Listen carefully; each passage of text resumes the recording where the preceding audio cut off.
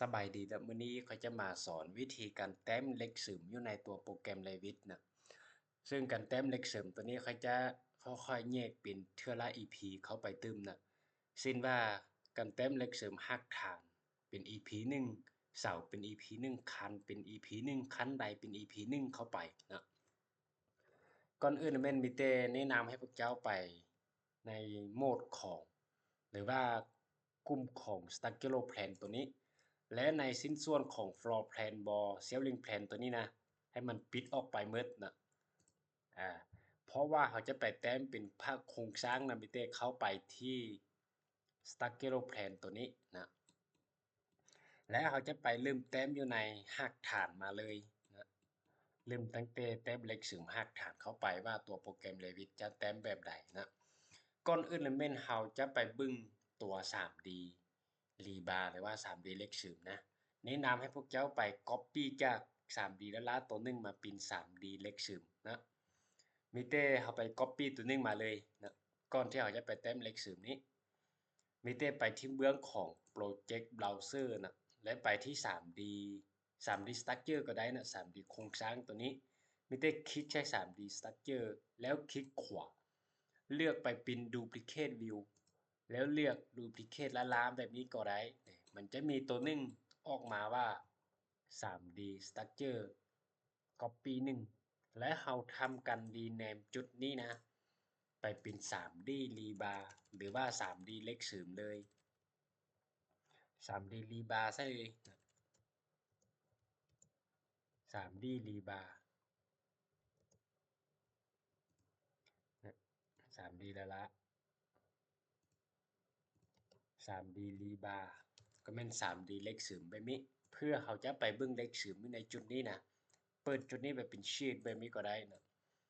และในจุดนี้กะโลนี่นะให้มันหายจากหน้าต่างนี้ไปเลยกด SA ได้คลิกขวา Hide in View Element เท่านั้นนะแล้วก็ตัวหลังคานี่เด้คลิกใส่นะและ Element เท่านั้นนะให้มันยังเหลือแต่ภาพโครงสร้างแบบนี้ตัวพื้นตัวนี้ก็สามารถให้มันหายออกจากหน้าต่างนี้ไปคือกัน ให้มันยังเหลือแต่โครงสร้างแบบนี้ได้เขาจะมาเบิ่ง 3D Rebar หรือว่า 3D เล็กสืมอยู่ในจุดนี้มันจะง่ายขึ้นแล้วการแต้มเล็กสืมในตัวโปรแกรม Revit ตัวนี้ทุกชิ้นส่วนนั้นเจ้าต้องได้ทำการตัด section เข้าไปในเซนเตอร์ของมันนะมีแต่เขาจะไปเริ่มเต็มอยู่ในรากฐานมาเลยไปที่ระดับรากฐานเลยนะติด2เทื่อเข้าไปใน แล้วตอนนี้ถ้าว่าของผู้ใดมี section อยู่ใส่ปรากฏตัวอยู่ในจุดใดหนึ่งก็มีแต่คลิกใส่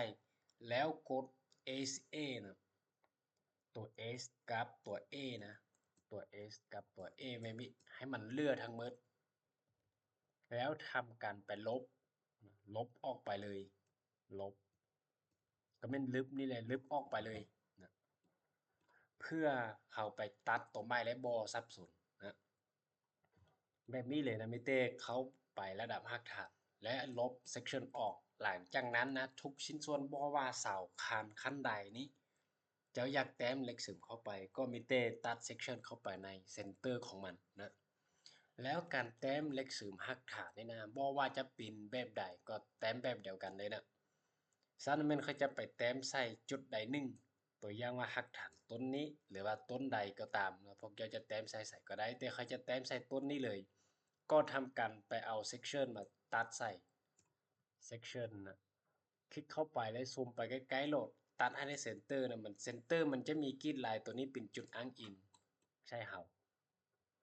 หลังจากเจ้าตัดได้แล้วนะแล้วลายเนี้ยการเบิ่งเห็นตัวนี้แนะนำให้ยับมาใกล้ๆแบบนี้ก็ดีนะมีเต้เฮาติด2เทื่อเข้าไปในแบบนี้เลยหลังจากที่เจ้าตัด section เข้าไปแล้วแล้วมีเต้ครอบตัวนี้นะเจ้าคลิกใส่แล้วมันจะมีปุ่มดึงขยายออกมา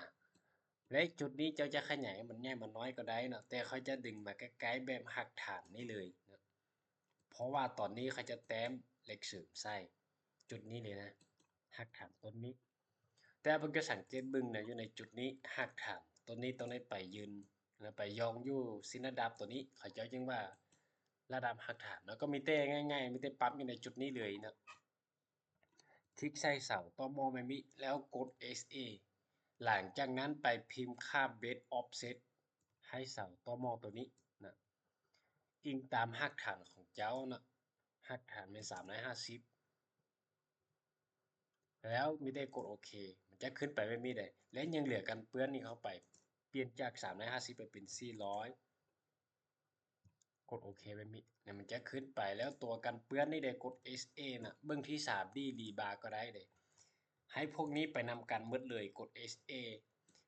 S กับตัว A นะให้มันขึ้นไปตามตัวนี้นะ50พอเพราะว่าความหนาของการเปื้อนหลังจากนั้นกลับคืนไปที่ section ที่1อยู่ถึงนี้เลยแล้วเขาจะไปแต้มเล็กสืบใส่นะการแต้มเล็กสืบตัวนี้แนะนำให้พวกเจ้าเอาตัวกันเปื้อนนี้ออกไปย้อนว่าตอนเขาแต้มนะจะใช้คำสั่งตัวเดียวมาแต้มเนี่ยมันจะจ้อยกับแบบนี้ก็มีแต่คลิกใส่กันเปื้อนตัวนี้แล้วคลิกขวา Hide in view element เท่านั้นเพื่อให้ยังเหลือแต่รากฐานตัวนี้นะและพวกเจ้าสังเกตเบิ่งอยู่ในตัวโปรแกรม Revit สิ้นส่วนใดที่ว่าเจ้าสามารถแต้มเหล็กเสริมเข้าไปได้นะเจ้าคลิกใช้แบบนี้มันจะมีรีบาร์นี้ออกมานะตัวอย่างว่าบัวนี้เด้มันจะเสริมเหล็กบ่ได้เข้าไปมันจะบ่แสดงออกมาเลยนะและเสานี่เด้ติดใส่มันจะมีรีบาร์นี้ออกมาถือว่าเจ้าสามารถเสริมเหล็กเข้าไปได้นะแล้วตัวหักฐานตัวนี้ก็มีแต่คลิกใส่นะกันแต้มเหล็กเสริมด้วยนะ คลิกใช้แบบนี้แล้วก็ทำการติดใส่รีบาร์แล้วมันจะถามว่าเจ้าจะใช้รีบาร์ชีพของ Revit มันก็ได้กดโอเคเข้าไปเลยและพวกรีบาร์เชฟก็เป็นตัวนี้ที่ว่าเขาจะมาใช้แต้มนะเจ้าจะใช้ตัวรีบาร์เชฟตัวนี้มาใช้งานก็ได้หรือว่าเจ้าสามารถไปกำหนดได้ตามใจเลยนะใช้สเก็ตตัวนี้ไปกำหนดใส่ได้เมิดนะ แล้วถ้าว่าของผู้ใดอยากถามหาว่าค่า cover เนี่ยค่า cover ของเหล็กซึมกับระหว่างเบตงนี่นะเจ้าก็สามารถไปกดสอบได้นะมีแต่ออกคำสั่งเรา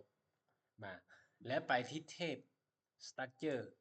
แล้วมันจะมีตัวหนึ่ง cover นี่เด็นะเจ้ามีแต่ไปติดใช้ cover และไปติดใช้หักฐานนี้นะแล้วมันจะบ่งบอกว่า2.5 มิลเจ้าสามารถเข้าไปสร้างตัวใหม่ได้ก็มีแต่ติดเข้าไป3จ้ำตัวนี้ แล้วเจ้าอย่าเอดเข้ามาเป็นของหักฐานคอมพิวเตอร์ไปที่เอดตัวนี้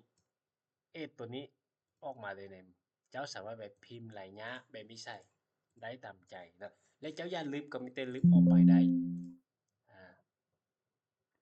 แต่ว่าตัวเลวิทนะมันก็ตั้งค่ามาว่า2.5มิลแต่ว่ายุลุ่มนี่นะ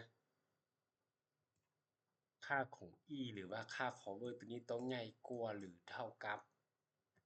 557ซินอยู่แล้วนะทุกคนอาจจะรู้ และเขาบ่จำเป็นไปกวดก็ได้มีแต่กดออกคำสั่งที่ modify นี้นะ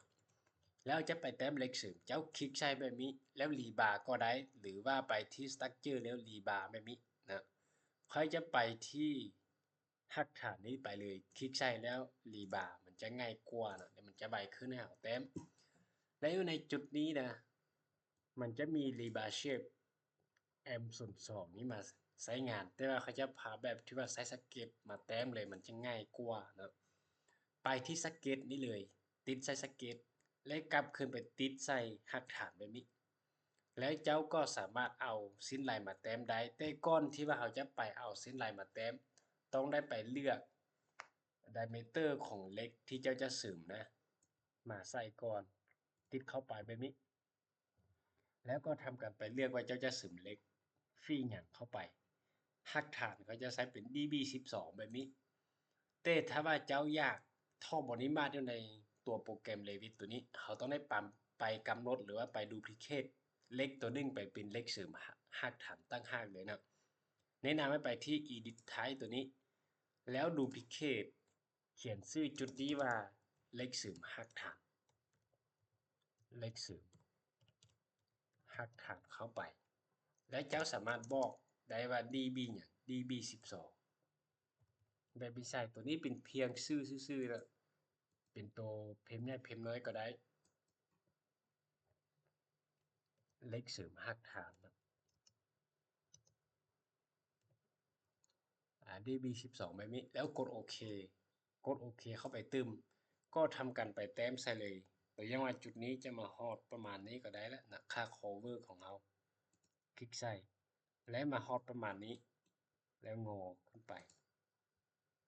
แบบนี้ใส่จะงอลงมาแบบนี้ก็ได้เบิดได้คือกันเนาะจุดนี้ถ้าว่าประมาณนี้ก็ได้แล้ว240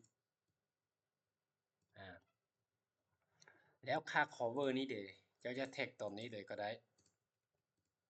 อยู่ในระหว่าง60เซนขอโทษนะ60มิลหรือว่า6เซนก็ไม่ได้ลึกออกไป dimension ตัวนี้ลึกออกไปแล้วกดหมายถูกเพื่อยืนยันเดี๋ยวมันจะมีเล็กตัวนี้ออกมาแต่ถ้าเจ้าอยากเห็นเล็กแบบ 3D ก็มีแต่คลิกใส่จุดนี้นะทุกเทื่อเวลาตัดเข้ามาต้องได้เปิดไปเป็นไฟล์มันจะมีเล็กตัวนึงแบบนี้ออกมานะแล้วเล็กตัวนี้มันยังเป็นแต่สิ้นเดียวซื่อๆนะพวกเจ้าสังเกตเบิ่งนะมันจะมีค่าตัวนึงปรับอยู่ในจุดนี้เด้ layout ตัวนี้ single ซื่อๆนะแนะนำให้พวกเจ้าปรับไปเป็น maximum spacing แล้วลายหญ้าของเล็กนี่นะตัวอย่างคือเล็กสืมหักฐานมันจะมีเส้นแบบนี้นี่แล้วลายหญ้าหรือว่าสเปซตัวนี้นะเท่าใดก็ไม่ได้พิมพ์ค่าใส่ spacing ตัวนี้นะตัวอย่างว่าจุดนี้เขาจะใช้เป็น100เสาหรือว่า12เซนและเราลองติดใส่ 3D Rebar เบิ่งนะแล้วลองไปคลิกใส่หักฐานตัวนี้หักฐานต้นที่ว่าเขาแต้มนี่นะนี่มันจะมีเหล็กเสริมอยู่ในถ้าว่าเจ้าอยากโชว์เหล็กเสริมอยู่ในแบบนี้นะก็ทำการไปที่ section ที่1แล้วติดใส่เหล็กแล้วไปที่ 3D Rebar และไปที่เบื้องของ property นะเลื่อนเมาส์ลงมามันจะมีตัวหนึ่ง view visibility stage ตัวนี้นะติดใส่ edit แล้วเจ้าอยากเปิดเล็กอยู่ในวิวใดก็มีแต่ติดหมายทึกใส่วิวนั้นเขาจะเปิดอยู่ใน 3D Rebar ติดหมายทึกใส่แล้วกดโอเคเนี่ยมันจะเปิดแบบนี้และตอนนี้เขาบ่จำเป็นไปเปิดค่า Shadow ของเสาคานไว้มันจะเห็นเล็กเสริมแบบนี้ออกมาในจุดนี้นะเบื้องนี้ก็สิประมาณนี้แล้วเขาจะไปแต้มในเบื้องกงกันข้ามแบบนี้ใส่นะก็มีแต่ไปที่ section ที่1นี้แล้วติดใส่เล็กกรีดซิมิลาไปเลยแล้วก็มีแต่ตอนนี้นะมันจะไปวางแบบที่ว่าเล็กแบบนี้แต่อยู่ในจุดนี้นะเบื้องที่กงกันข้ามเขาต้องเห็นเล็กแบบที่ว่าทึกตัดแบบนี้จึงถึกนะก็มีแต่พวกเจ้าคลิกใช้เล็กตัวนี้ได้กรีดซิมิลาเนาะแล้วไปตัวทึกนี้มันจะมีตัวนึงเพจเมนต์แบบที่ว่ามีตัวเล็กงอแบบนี้นะติดเข้าไปนะมันจะมี2-3ตัวนี้ให้เขาเลือกมีแต่เขาเลือกไปเป็นตัวที่3นี่นะคลิกใส่เลือกไปเป็นตัวที่3แล้วก็ทำการเอาเมาส์ไปวางใส่แถบนี้นะเดี๋ยวมันจะไปจามไปนี้เลยแนะนำให้พวกเจ้าค่อยๆไปวางใส่นะไม่ได้ไปวางไปไม่ใส่เลยแล้วกดออกคำสั่งแล้วเจ้าจึงทำกันไปปรับใส่ก็ได้ตอนนี้มันจะอยู่นอกหักฐานไปแล้วจึงทำกันไปแปลงใส่ไม่ได้คลิกใส่แบบนี้แล้วมันจะมีตัวที่ว่าดึงเข้าดึงออกแบบนี้นะให้ยับเข้ามาเนี่ยและก็ตัวถึงนี้มาแบบนี้เป็นอย่างมันจึงออกไปย้อนว่าเราใช้คำสั่งสเก็ตนะแล้วมันจะจื้อเล็กตัวนี้เหงาๆแบบนี้ไปเลยนะนี่ก็มีแต่ปรับมาใช้แบบนี้เราใช้สเก็ตแล้วมันจะบอกกำหนดได้ว่า Rebarของเราเป็นตัวใดตัวใดนะก็มีแต่ปรับให้มันมาติดกันแบบนี้ให้มันยองใส่กันแบบนี้นะและส่วนตัวเล็กตัวนี้นะมันยังชื่อว่าเล็กสืมหักฐานที่ B12 โดยที่เราบ่จำเป็นไปปรับนะหลังจากได้แบบนี้คลิกใช้แล้วกด SA นะเป็นพิมพ์ของเขาต้องเป็นอังกฤษกด SA เลือกทั้งหมดแบบนี้ไปที่ 3D Rebar แล้วก็ทำการไปเปิดอยู่ใน View Visibility Stage ตัวนี้ทุกเทื่อนะเวลาที่เจ้าจะเปิดอยู่ใน 3D อ่ามันจะเปิดออกมาแบบนี้ตะแกรงเล็กแบบนี้ก็จะได้ประมาณนี้เลยเนาะกันแต้มเล็กเสริมอยู่ในตัวโปรแกรม Revit และทุกเทื่อนะเจ้าก็ต้องเปิดไปเป็นไฟล์เด้อแล้วก็เป็น hidden line ก็ได้นะหรือว่าเป็นชีตแบบนี้ก็ได้การแต้มเลขเสริมรากฐานก็สิประมาณนี้เดี๋ยวเขาจะมาสอนวิธีการ copy เลขนะ copy เลขอยู่ในตัวโปรแกรม Revit 2024นี่มันก็จะมีคำสั่งตัวหนึงมาอย่างสะดวกเลยนะการ copy เลขก็มีแต่คลิกใส่รากฐานที่มีเลขนี้แล้วไปคำสั่ง propagate dbar ก็มีแต่คลิกใส่นะและไปติดใส่รากฐานที่เจ้าอยากให้มีเลขเสริมแบบนี้นะถึงว่าขนาดน้อยหรือว่าใหญ่นี้ตัวเลขจะ generate ให้มันพอดีไปเลยนะ F1 F2 นี่นะก็จะ generate ให้มันเต็มไปเลยขอให้รากฐานของเจ้านะมีการซึมเล็กแบบเดียวกันและมันก็จะได้แบบนี้ไปเลยแล้วก็มีแต่กดหมายทึกเพื่อยืนยันเลยการ copy เลขซึมก็สิประมาณนี้ทุกต้นแบบนี้เลยนะและถึงว่ารากฐานของเจ้านะเจ้าจะปรับขนาดให้มันใหญ่มันน้อยขอให้มันซึมเล็กแบบเดียวกันนะมันจะได้เมิดตัวอย่างเขาจะปรับรากฐานตัวนี้ให้มันใหญ่นิดนึงเข้ามาแล้วพอแกสังเกตเบิ่งว่าเล็กตัวนี้จะไปตามบอลนะไม่ได้คลิกใช้แบบนี้ได้ไป edit type ได้เปลี่ยนไปเป็น1,200คน1,500ก็ได้กดโอเคเข้าไปเบิ่งได้ตัวเลขตัวนี้นะมันจะ generate หรือว่าขยายไปตามเลยแบบนี้นะมีแต่กด Ctrl Z ให้มันกลับคืนไปอยู่จุดเดิมนะซันแม่นการ copy เลขก็มีแต่ง่ายๆประมาณนี้นะมีแต่คลิกใส่ตัวรากฐานที่มีเลขแล้วไป propagate หลังจากนั้นนะก็มีแต่ไปคลิกใส่แต่ละรากฐานที่เจ้าต้องการมีแล้วมันก็จะได้แบบนี้แหละ และ EP นี้จะเป็น EP ที่ว่าแต้มเล็กสืบนะมีแต่พวกเจ้ากดเซฟไว้แล้วเขาจะไปต่อใน EP ต่อนะนะ